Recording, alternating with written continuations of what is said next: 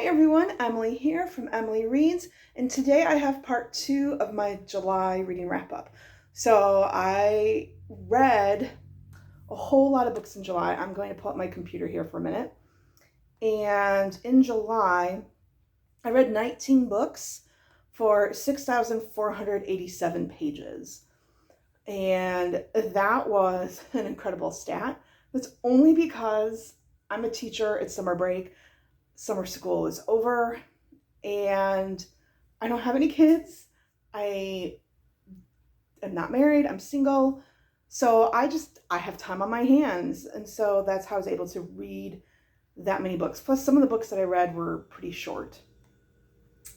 So I knew early on that I was going to have to divide up my monthly wrap up. So this is going to be part 2 from the second half of the month on. I am going to go kind of out of order so that way I can get some things that just did not work for me out of the way. The first book, though, did work for me. And, oh no, I already talked about that. Haha, just kidding. Sorry. Couldn't figure out where I left off. So yeah, I'm going to talk about 4 books that did not work for me as much. So first I read Happy Place by Emily Henry. And that one I gave it 3.5 stars.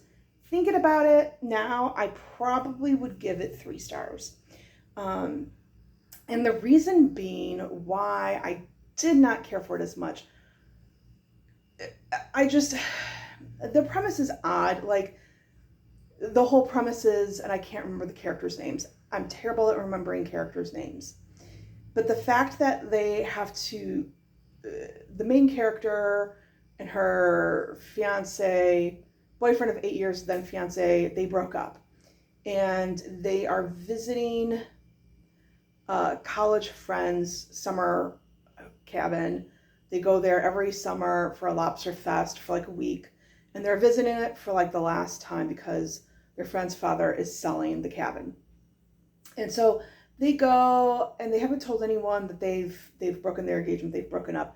So they go, but they agree that they should pretend to still be involved in this relationship. Now, I'm going to give a spoiler, because I have to give a spoiler for why this did not work for me. So I'm going to pull up my hand so you know that this is now spoilers time. Okay. They've been broken up for 5 months, and nobody knew that they were broken up. So that's a problem. The big problem that I have, done with spoilers, basically these are friends who have known each other since undergrad. They're now post-grad, they've known each other for years. They're like second families, but they don't talk to each other. There are some big issues that are going on within each other's lives, and no one knows these things. And so that's kind of like the big problem I had. Also, there just wasn't good banter. Like, I loved Beach Read and Book Lovers. I know that Emily Henry can write good banter between the main characters, and in this one, I just didn't feel like it had good banter. So I'm glad I checked it out and that I did not buy it, because it just did not work for me. And then these books were books that I got for free. My library does like a little cart of free books that you can take. So I'm glad I got these for free, which is why I read them. And these were like rereads. I read these years and years and years ago, like two plus decades ago. And so I just decided, let me give a reread. So I read Sandra Brown, A Treasure Worth Seeking, which this is the one that I liked the least of all of them. I gave this 1 star. Just because, so this is a story of Erin O'Shea, and she was adopted, and she has a brother who also was adopted by 2 different set of parents. And so she's been looking for her brother for years and finally has found him. So she goes to San Francisco to meet him. And instead, she meets Lance Barrett, who is a government official who is investigating her brother on suspicion like that he embezzled funds from his father-in-law's bank where he works. And Lance initially thinks that Erin is involved in this theft. And he just treats her horribly. Like, it's It's bad. It's just from some very, like, he really treats her horribly. And I'm re-recording this because of some words that I said in my thoughts on this book that I was like, YouTube will probably flag. But basically, he treats her so bad at one point, she gets mad and slaps him. And then he grabs her wrist and was basically like, careful, because if you do that again, I'll break your wrist. What? Like, no. And then she continued, like, eventually she forgives him, and it was just bad. I can't even talk about it coherently because yeah. All right, then I read Eloquent Silence by Sandra Brown. This one I might have given 2 stars. Oh, I actually gave this 3 stars. Because I think it worked a little bit better for me than all of them. This is about Lori, and she is a teacher for the deaf, and Drake is a TV actor.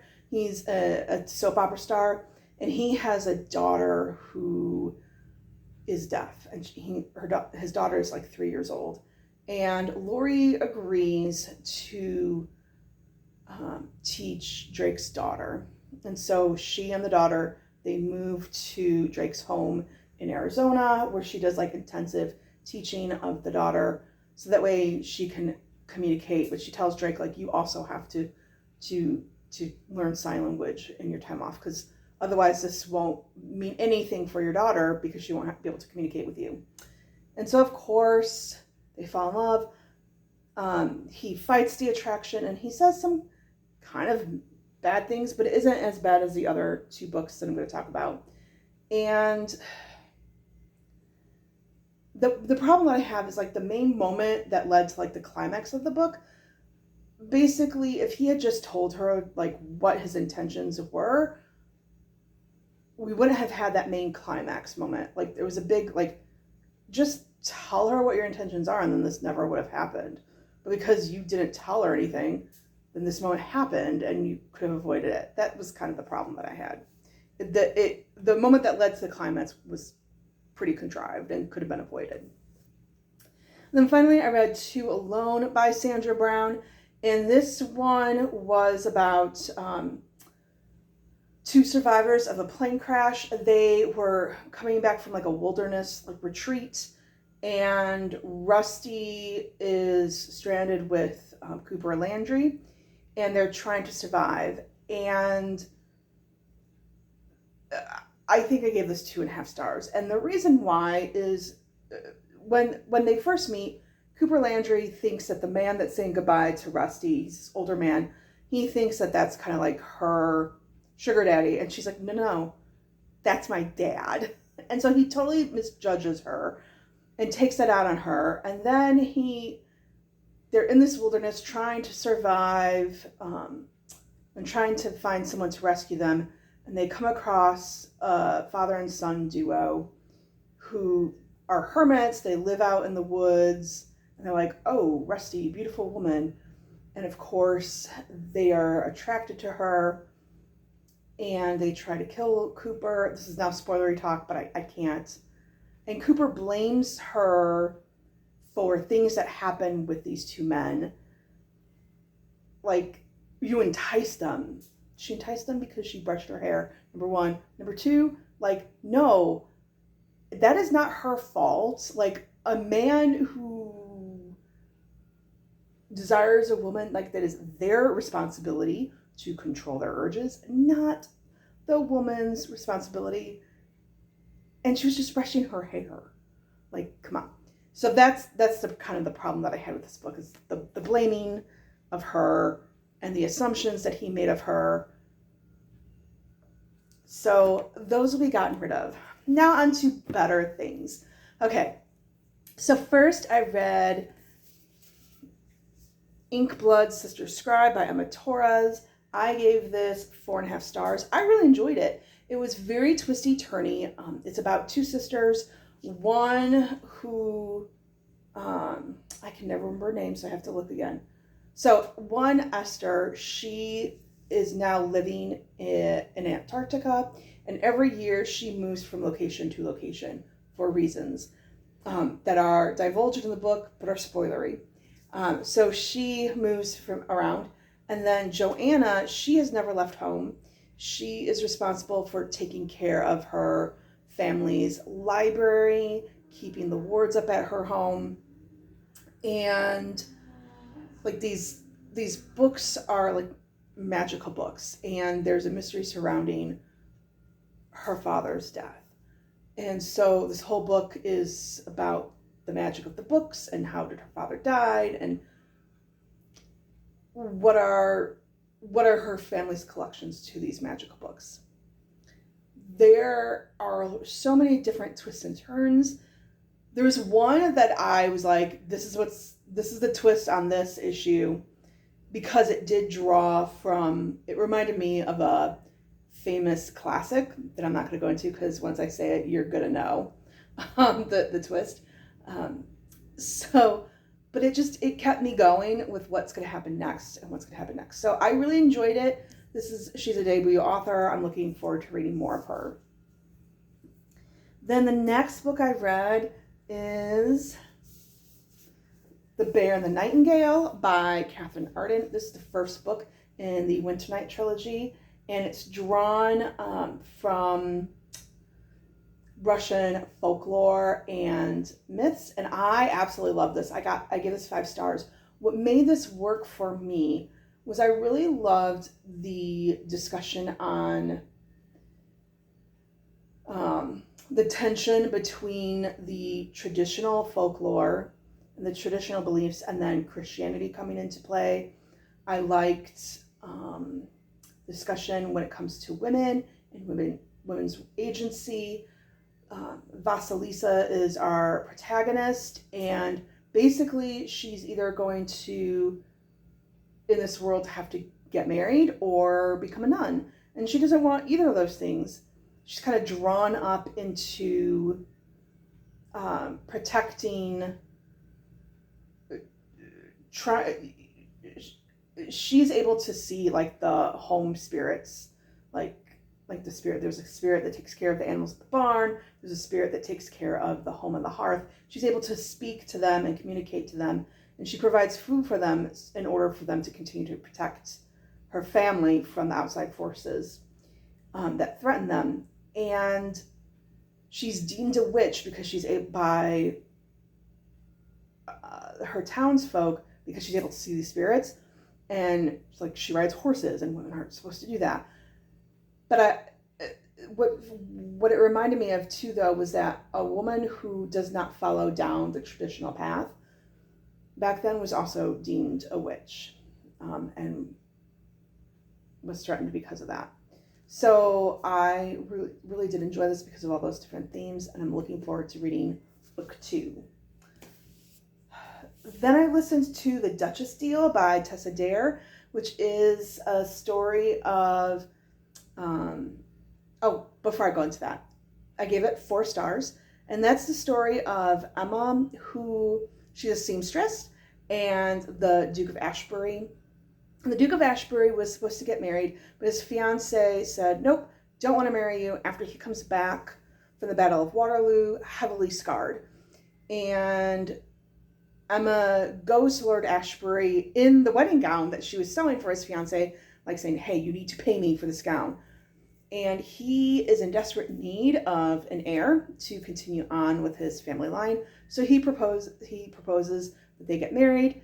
She provides him with the heir, and then once they have an heir, she can go to his country estate. And I just loved the banter that they had back and forth.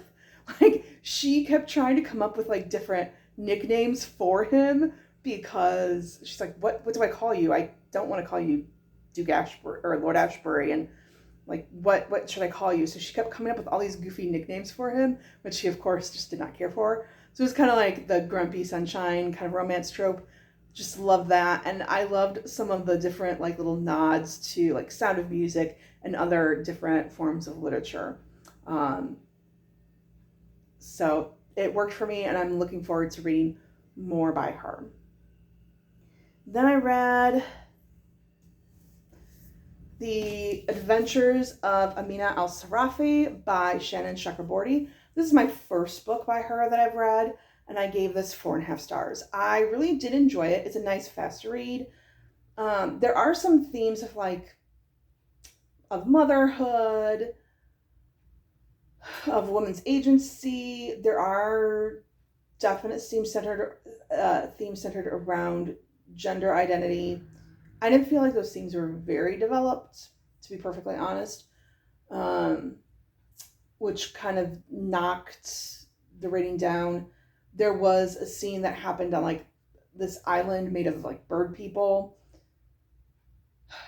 I didn't care for that scene. This book is the first, and I think what's supposed to be a trilogy, and it definitely was slower paced because she's a retired pirate and is hired on to find the granddaughter of a very wealthy woman. And so she has to go back and reform her crew. And so she's going from place to place for like about half the book, gathering up her crew members. And so that's why it's a little bit slower paced. But it's a very readable book, which I greatly appreciated and did enjoy it. And I'm looking forward to reading more in this series and reading City of Brass at some point in time.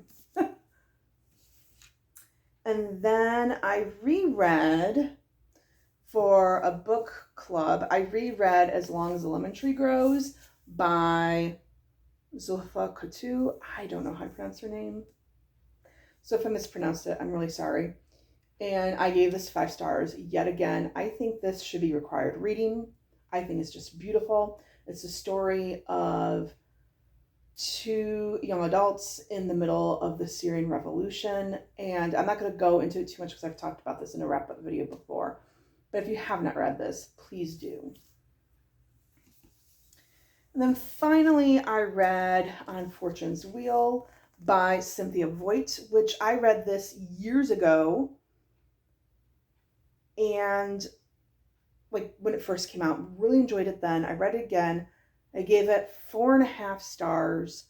There were some parts where I just felt like it was a little slow. But this is a story of Burl, and she is a young girl. She is 14, and she is about to be married. We're in medieval times, folks, so they marry young back then. She's about to be married to Muir, who is a hunter, and she's kind of regretting that decision to agree to marry him. But she doesn't really have a way out of this marriage. And one night she sees this person about to steal her father's boat. So she hops in the boat trying to prevent the person from stealing the boat. And it turns out that Orion, who is stealing the boat, is actually a lord, and he technically owns the boat. And so it's basically their adventures down the river, and then they end up getting adrift at sea, they get captured, and they become sold as slaves. And it's their journey not only down the river, but being stranded, and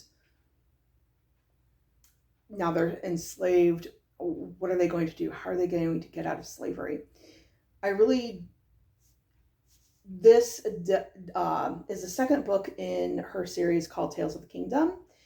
And this takes place, so Burl is actually the granddaughter of Gwen and Burl from Jackaroo.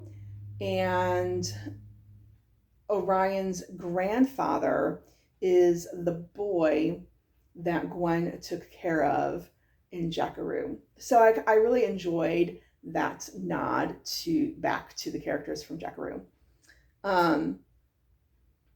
I also really enjoyed the discussion on, again, women's agency. What choices do they have available to them at this time? And how can they have independence and value during this time? There's a good discussion on, what right do lords have to own the land, when they're not the ones who work the land. It's all of the serfs that work the land. So why is it that the serfs have to pay taxes to the Lord when they're not the ones, when the lords aren't the ones who are working the land, who are on the land, who know the land more? So I did appreciate that discussion. And for this being a YA book, I thought that was really good to have in there. It was very thought provoking. And that was it. That was my July. I'm like, that was it. There's 19 books. Whew. And I definitely, it's now August 7th.